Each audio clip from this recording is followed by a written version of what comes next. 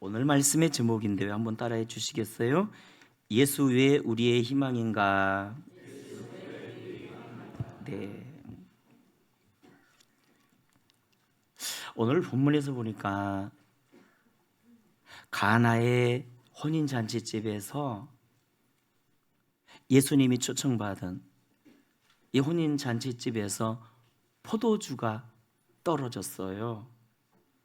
당시 잔치집에 포도주가 떨어졌다는 건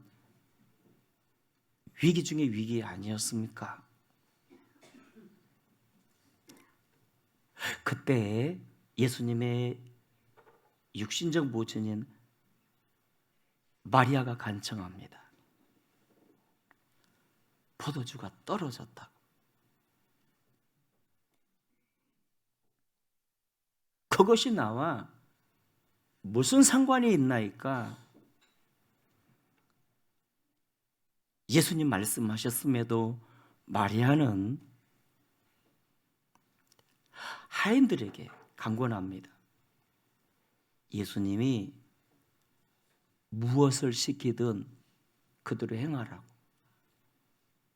무엇을 말씀하든 그대로 순종하라고. 그러자 예수님 말씀하셨죠. 6 돌 항아리에 물을 가득히 채우고 연회장에게 갖다 주라. 연회장에게 갖다 주라. 이해가 안 되었지만 하인들이 순종했더니 기적이 일어났어요. 물이 변하여 포도주가 되었습니다. 할렐루야. 여러분, 이것은 예수님의 첫 번째 이 사역에서의 이적 아니었습니까? 그렇다면 예수님이 이런 이적을 나타내신 이유가 뭘까요? 물을 포도주로 바꾸신 이런 이적을 나타내신 이유, 제자들에게 보여주기 위함이었습니다. 당신께서 누구신지, 왜 이 땅에 오셨는지 알려주기 위함 아니었습니까? 본문 11절에서 말씀했죠. 예수께서 이 첫 표적을 갈릴리 가나에서 행하여 그의 영광을 나타내심에 제자들이 그를 믿으니라. 제자들이 그를 믿으니라. 자, 그렇다면 예수님이 누구실까? 왜 이 땅에 오셨을까요? 이사야 9장 6절에서 말씀합니다. 한 아기가 우리에게 낳고 한 아들을 우리에게 주신 바 되었는데 그 어깨에는 정사를 메었고 그의 이름은 기묘자라 모사라 전능하신 하나님이시라 용존하시는 아버지시라 평강의 왕이라 할 것임이라. 자, 우리 다 함께 다시 한번 우리 합독해서 읽으실까요? 시작. 이는 한 아기가 우리에게 낳고 한 아들을 우리에게 주신 바 되었는데 그의 어깨에는 정사를 메었고 그의 이름은 기묘자라 모사라 전능하신 하나님이라 용존하시는 아버지라 평강의 왕이라 할 것임이라. 여러분, 여기서 예수님이 누구시라고요? 아들, 한 아들을 우리에게 주신 바 되었는데 예수님은 하나님께로부터 보내심을 받은 하나님의 아들입니다. 그렇다면 하나님의 아들이 사람의 몸을 입고 이 땅에 오신 이유가 뭘까요? 하나는 자기 백성을 저들의 죄에서 구원하기 위함이었고요. 또 하나는 임마누엘 아니었습니까? 우리와 함께 사시기 위해. 따라합시다. 우리와 함께 사시기 위해. 마태복음 1장 21절과 23절 봐주세요. 아들을 낳으리니 그 이름을 예수라 하라. 이는 그가 자기 백성을 그들의 뭐에서? 죄에서 구원할 자이심이라 하니라. 23절 봐주세요. 보라, 처녀가 잉태하여 아들을 낳을 것이요 그의 이름은 임마누엘이라 하리라 하셨으니 이를 번역한즉 하나님이 우리와 함께 계시다 함이라. 하나님이 우리와 함께 계시다 함이라. 자, 예수님이 이 땅에 오신 이유, 우리를 죄에서 구원하고 하나님의 자녀되기 만들기 위함이었고요, 영원히 우리와 함께 사시기 위함이었네요. 영원히 우리와 함께 사시기 위함. 자, 그렇다면 여러분 예수님과 함께 사십니까? 바울이 갈라디아 2장에서 이렇게 고백했죠. 내 안에 예수님이 사신다고. 내가 그리스도와 함께 십자가 못 박혔나니 그러기 전에 내가 산 것이 아니요 오직 내 안에 누가 사는 것이라? 그리스도께서 사신 것이라.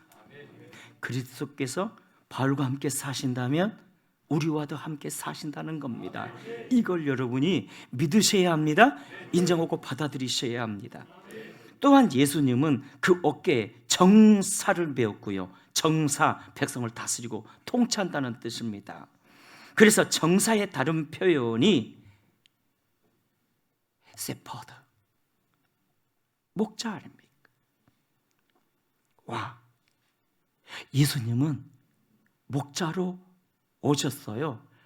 너의 목자가 아닙니다.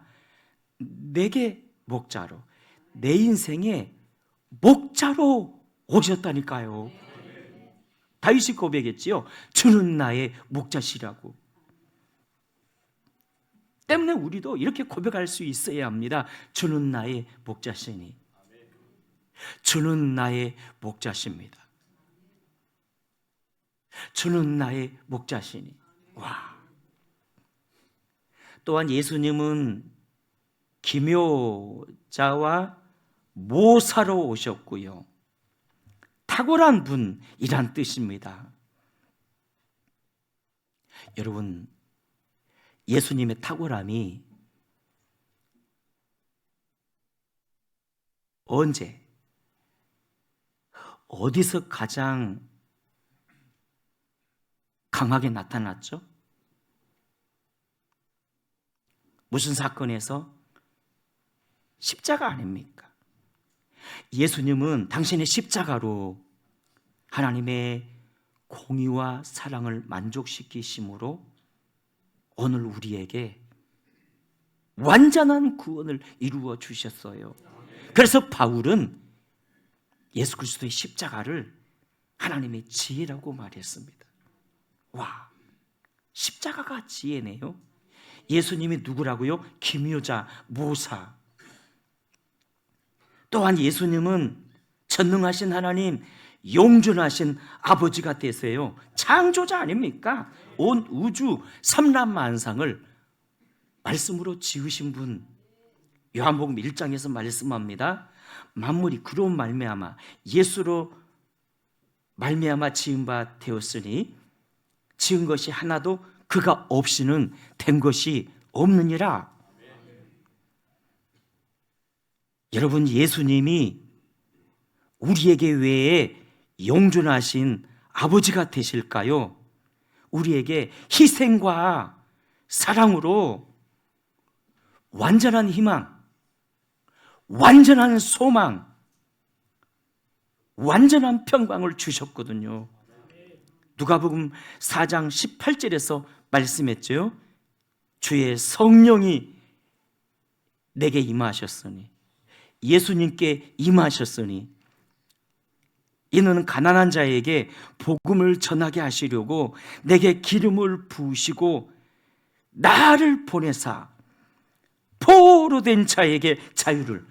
어떤 분은 이 말씀 이 구절 읽다가 사탄의 포로에서 해방이 되었어요. 포로된 자에게 자유를, 눈먼 자에게 다시 보게 함을 전파하며 눌린 자를 자유롭게 하고 주의 은혜의 해를 전파하게 하려 하심이라. 주의 은혜의 해를 전파하게 하려 하심이라. 여러분, 주의 은혜란, 주의 은혜의 해란 자유와 해방 아닙니까? 죄에서 해방, 저주와 사망에서 해방. 로마서 8장에서 말씀했죠. 그리스도 안에 있는 자에게는 결코 정죄함이 없나니. 이는 그리스도 예수 안에 있는 생명의 성령의 법이 죄와 사망의 법에서 너희를 해방하였습니다. 와, 그래서 예수님 안에는 다 있습니다. 구원이 있고요, 죄 용서함이 있습니다. 우리의 과거, 현재, 미래의 죄까지 다 용서해 버렸어요. 하나님의 지혜가 있습니다. 지식도 있습니다. 능력도 있습니다. 축복도 있습니다. 믿습니까? 신유도 있습니다. 병도 고치세요. 부도 있습니다.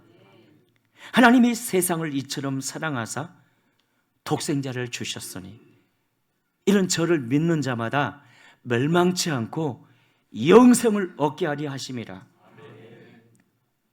와, 예수님 안에는 영원한 생명이 있습니다. 하나님 나라가 있어요. 누구든지 그리스도 안에 있으면 새로운 피조물이라 이전 것은 지나갔으니 보라 새 것이 되었도다. 와, 우리를 바꿔주셨어요.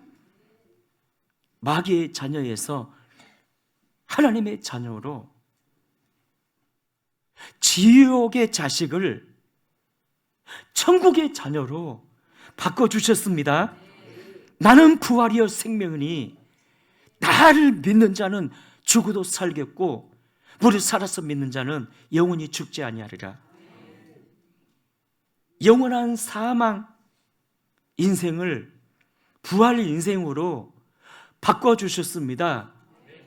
예수님의 부활이, 우리의 부활이 되게 해주셨어요. 저가 가난하게 되심은 우리로 하여금 부욕케 하려 하심이라. 와, 예수님 안에 부요가 있네요. 풍성함도 있습니다. 여러분, 만인의 연인이었던 마릴린 먼로가 죽기 전 이런 말을 했습니다.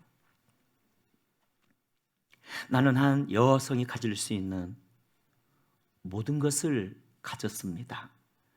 젊고 아름답습니다. 돈도 많고 사랑에도 줄이지 않습니다. 수백 통의 펜, 레터도 매일 받습니다. 누구보다 건강하고 부족한 것이 없습니다. 미래에도 그렇게 살 수 있을 것을 확신합니다. 그런데 웬일일까요?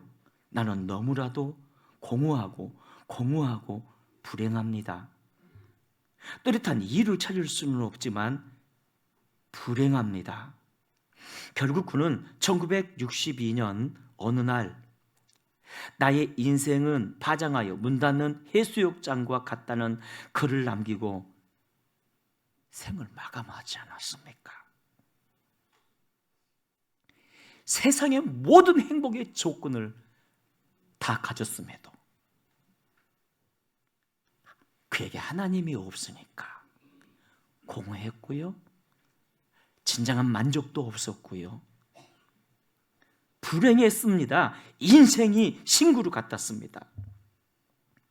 그러나 예수님을 만나보세요. 참 만족과 행복이 있습니다. 유명한 작가 톨스토이는 귀족으로 온갖 부귀와 영화를 누리며 살았으나 참 만족을 얻지 못했습니다. 그런 작품을 통해 많은 사람에게 박수갈채를 받았으나 죄에 대한 공포와 불안한 마음은 어찌할 수 없었습니다. 그러던 어느 날 한적한 시골길을 걷는데 길에서 한 농부를 만났는데 너무 평화롭고 행복한 얼굴이었습니다. 그래서 비결이 뭐냐고 물었고 그가 이렇게 말했더라 합니다. 저는 하나님을 의지하며 삽니다. 하나님을 믿고 살면 마음이 항상 기쁩니다. 그 말을 들은 톨스토이는 시골 농부보다 더 불행하게 살았던 자신을 되돌아보며 그날부터 진지하게 하나님을 찾기 시작했습니다. 그 후 그는 하나님을 인격적으로 만나게 되었고 하나님을 아는 것이 올바로 사는 길이요 참 성공의 길이라고 고백하지 않았습니까? 여러분, 예수님 안에는 참 만족과 행복이 있습니다. 죄와 저주에서의 승리도 있습니다. 원수들이 예수님 십자가에 죽이면서 막 희롱했지요. 네가 하나님의 아들이면 내려와 봐라고. 그럼에도 예수님은 이렇게 선언하지 않았습니까? 내가 다 이루었다고. 내가 다 이루었노라. 도대체 무엇을 이루었단 말입니까? 부활과 생명을 이루셨어요. 예수님의 부활이 우리의 부활이 되게 해주셨습니다. 나는 부활이요 생명이니 나를 믿는 자는 죽어도 살겠고 무릇 살아서 믿는 자는 영원히 죽지 않으리라. 그래서 예수님은 희망의 왕이시고요 천국의 주권자 아닙니까? 예수님 안에는 천국이 있습니다. 또한 풍성함이 있고요. 오늘 본문에서 보니까 위기의 현장에 예수님을 모시니까 위기가 기회가 되었어요. 물이 포도주로 변한 것입니다. 여러분, 어떻게 그게 가능했죠? 마리아가 구했거든요. 그가 구하니 포도주가 어떻게 되었죠? 물이 어떻게 되었죠? 포도주가 되었습니다. 마리아는 구했고 예수님이 역사해 주셨어요. 예수님이 역사해 주셨어요. 그래서 우리가 인생 살아가며 하나님의 풍성함을 누리는 비결 따라합시다. 그것은 기도입니다.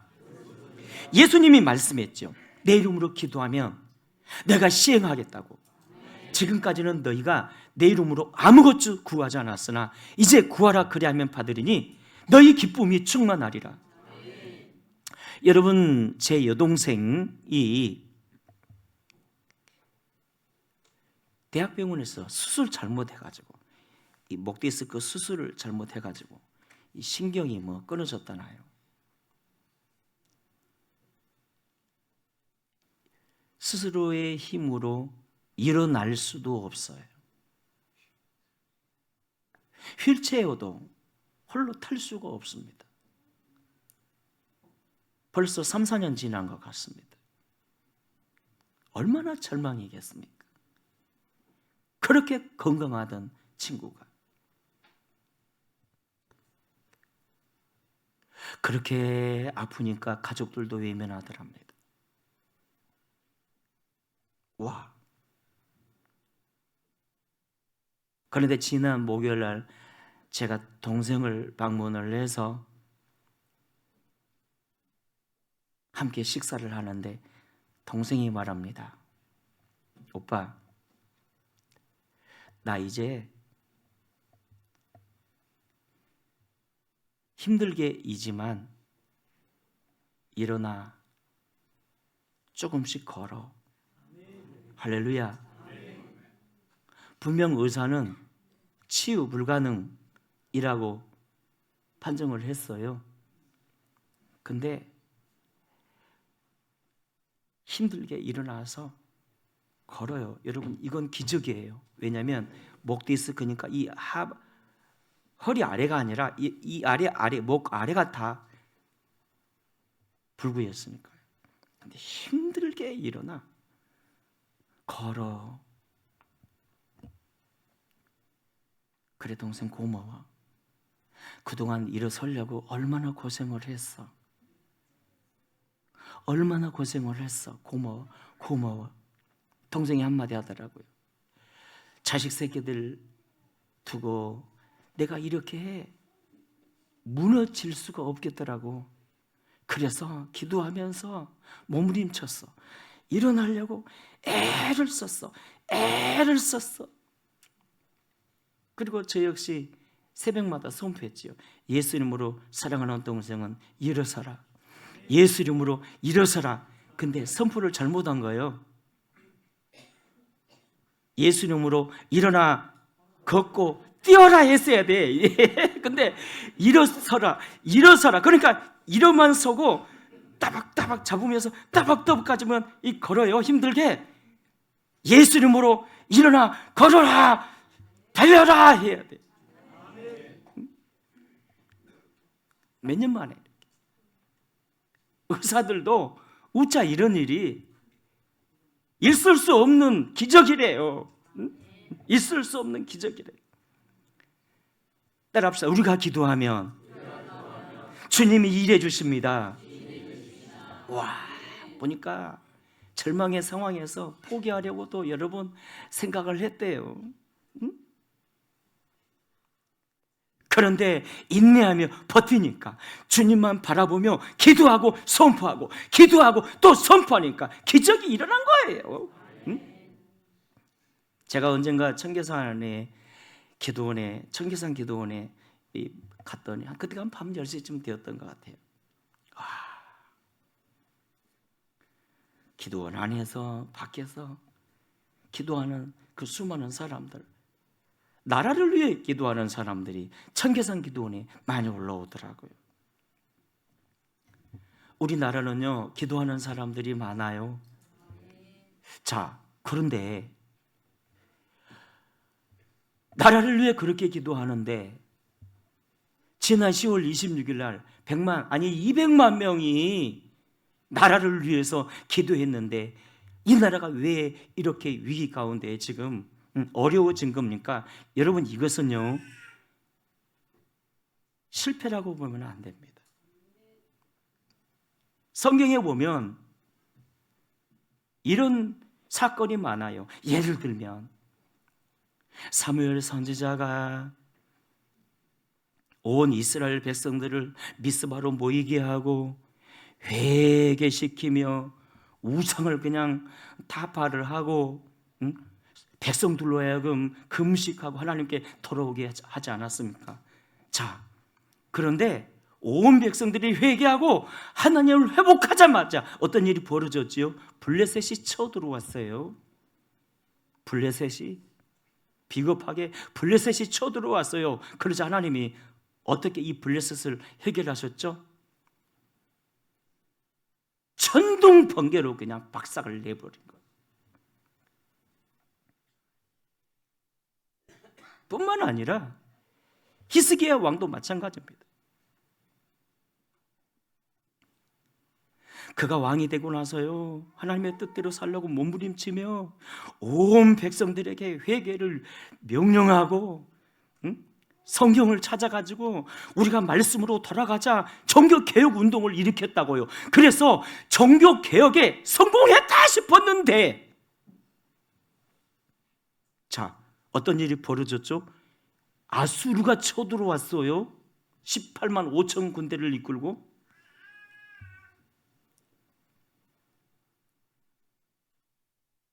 저주인 줄 알았는데 저주가 아니었습니다. 하나님이 어떻게 일해 주셨죠? 그 아수르 한 천사를 통해서 한꺼번에 그냥 송장을 만들어버렸어요. 여러분, 지금 대한민국을 찾아온 위기, 그것을 위기로만 얘기하지 마시고 이 위기가 기회가 될 줄 믿습니다. 우리가 기도한다면 이 말씀 붙잡으셔야 됩니다. 로마서 8장 28절, 모든 것이 합력하여 선을 이루리라. 하나님을 사랑하는 자 곧 그 뜻대로 부르심을 입은 자들에게는 모든 것이 합력하여 선을 이루느니라. 우리 개인도 모든 것이 합력하여 선을 이루시고 여러분의 직장 공동체 모든 것이 합력하여 선을 이루시고 우리 나라 공동체 모든 것이 합력하여 선을 이룰 줄 믿습니다. 이루어질 줄 믿습니다. 선포하시고 명령하세요. 명령하세요. 마리아의 위대함이 바로 여기에 있습니다.